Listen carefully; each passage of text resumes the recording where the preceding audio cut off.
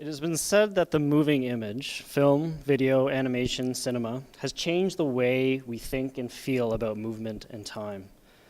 I suggest that the apparatuses that deliver the moving image have come to parasitize human perception, changing the perceptual faculties of mankind. As an artist, I'm interested in the animal relationship that exists between the apparatus that performs and the virtual bodies it animates. In this video, I was curious about the way that the video apparatus performs both the voluntary movement of my tongue and the involuntary twitch as it touches the battery contacts. When Luigi Galvani accidentally touched the nerve of a dissected frog leg with a charged scalpel, he discovered what he called animal electricity.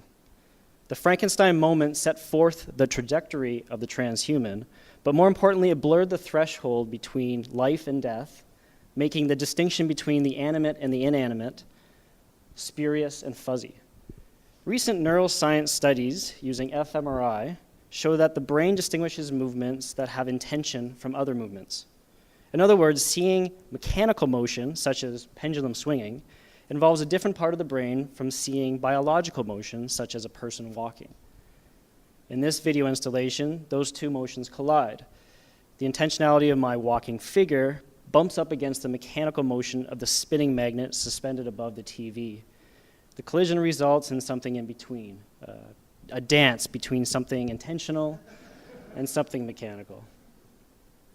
When a pendulum is doubled, its motion becomes chaotic and appears to take on a nuanced, idiosyncratic character, something fantastic and unpredictable.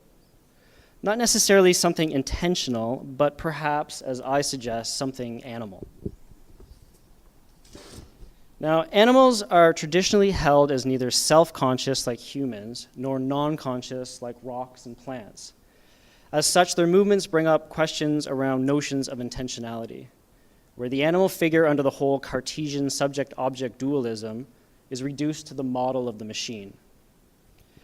Captive animals often exhibit abnormal, repetitive, and compulsive behaviors known as stereotypies. Wolves will pace back and forth, pigs will chew cage bars, lab rats will groom themselves to the point of self-mutilation. The captive state of the animal seems to regress its movements to that of a pendulum, removing intentionality and reducing its agency further toward the model of the machine. In this video piece, I recorded a potato bug that was trapped in my sink for an hour and then sped it up by merging adjacent frames over and over. The video culminates in a silent crescendo where the entire duration is seen in a single frame. It's interesting how this supposed dumb, wretched animal seems to have systematically tried to escape from every part around the sink. Now, it's been said that time is nature's way of making sure everything doesn't happen at once. Greek philosopher Zeno had a different story and maintained that doctrine that all is one. He argued that plurality, time, movement, and change, is simply an illusion of perception. And he put forth a set of paradoxes to prove that he was right. This paradox involves Achilles and a tortoise and reveals the problematics associated with the indivisibility or the infinite divisibility of time. I suggest that Zeno's paradox is the original apparatus of the moving image because it deals with the divisibility of duration into constituent parts. In other words, the immobile sections of film we call frames. Now, it's interesting how the figure of the animal appears within scientific and philosophical thought experiments. There's Schrodinger's cat, Borel's monkey, Skinner's superstitious pigeons, Priestley's mouse, Wittgenstein's beetle in a box. But it's important to note that in each case, the animal is placed in a captive state.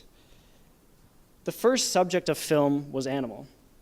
The Industrial Revolution seemed to efface the figure of the animal from mankind's environment and replaced it with machines. Through his animal locomotion studies, Muybridge seemed to be racing to document these animals before they completely disappeared. When the studies are played back at 24 frames per second, the animals come to life, but the tight framing and repetitive looping seems to mimic the stereotypies of captive animals. Here, the animals filmed over 100 years ago are forever condemned to repeat the repetitive motion over and over. Film theorist Akira Lippitt argues that animals never entirely disappear from modernity, but rather they exist in a perpetual state of vanishing. Lippitt suggests that technology, generally, and cinema more specifically, came to determine a vast mausoleum for animal being. The notion of the figure of the animal, captive within the apparatus of the moving image, is important. The origins of film seem to necessarily link to the notion of the captive body, not as a subject of film, but as a necessary property or condition of its evolution. For instance, Edison's first film production studio was nicknamed the Black Maria because working in its dark, cramped conditions felt like being imprisoned inside of a police paddy wagon. It's important to note that the bodies of the film crew actually had to physically enter inside the apparatus to work. Now, comparing Edison's kinetoscope to one of Steve Mann's latest incarnations of the iTap, there is clearly something more going on than just an evolution of miniaturization and a quieting of the clickety-clack. I suggest that each of the new moving image apparatuses recapitulates the long lineage of apparatuses before it, meaning that the animality of every predecessor is contained and captive inside every device. Now, on the eve of the technological singularity, perception and the body of the human being will become forever redefined. And as these apparatuses get smaller and physically enter inside the body like a parasite, the animality of the apparatus becomes more cryptic and the captive state inverts. Now, I must say myself, I'm a bit split on the issues of transhumanism.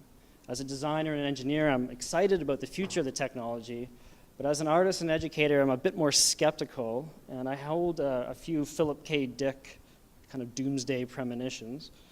I suppose I want to see Supermen and Lex Luthors try fantastic things, but at the same time, I kind of want them to fail miserably. Thank you.